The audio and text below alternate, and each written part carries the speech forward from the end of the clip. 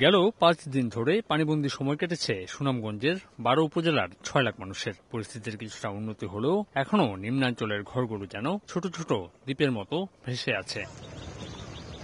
5 দিন ধরে প্রতিদিন সকালে নৌকায় উপজেলা সদরে আসেন দোয়ারাবাজার উপজেলার সুরমা, বুগলা ও লক্ষ্মীপুর ইউনিয়নের 50টির বেশি গ্রামের কমপক্ষে 10,000 মানুষ। 10 টাকা জনপ্রতি ভাড়ায় পার হন বৈঠায় চলা খেয়ায়। সদরে আসতেই 10,000 মানুষের প্রতিদিন খরচ 1 লাখ টাকার বেশি। 15,000 মানুষ চলাফেরা করে প্রতিদিন। পানিতে মোটরসাইকেলটা নৌকায় উঠায় নিয়ে আসছে। সীমান্ত এলাকা হওয়ায় পাহাড়ি ঢলে পানিবন্দী মানুষের ভোগান্তি জেলার বাকি 11 উপজেলার চেয়ে বেশি। শরীফপুর অংশে এখনো রাস্তা ডুবে থাকায় চলাচলে একমাত্র বাহন ভাড়ায় চালিত শতাধিক নৌকা। নৌকার অবস্থাটা বাড়ুন যায় না, নৌকা লাগে বাড়িতে।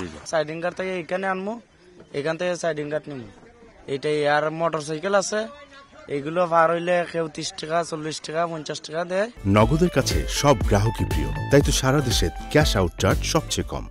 কাজ শেষে গ্রামে ফিরতে 10 টাকা করে জনপ্রতি ভাড়া গুনতে হচ্ছে বাসিন্দাদের। দুর্দশাকে পুঁজি করে নৌকা মালিকরাও বাড়িয়ে দিয়েছেন ভাড়া। আমরা নৌকায় চলাচল করি, আপনার মনে হয় যে দিনও 100-150-200 টাকা নৌকা ভাড়া করছো, করতে পারিলেও নৌকা লাগে। একজন মানুষের আসতে 10 টাকা, যাইতে 10 টাকা, 20 টাকা, একটা গাড়ি 30 টাকা। এবারের বন্যায় জেলার 12 উপজেলার মধ্যে সবচেয়ে ক্ষতিগ্রস্ত দোয়ারাবাজার। জলে ভাসা জীবন এখন এখানকার প্রতিটি এলাকার মানুষের। প্রতিদিন আয় রোজগার না হলেও প্রতিদিন নৌকা ভাড়া প্রায় 500 থেকে 600 টাকা দিতে হচ্ছে এখানকার মানুষদের।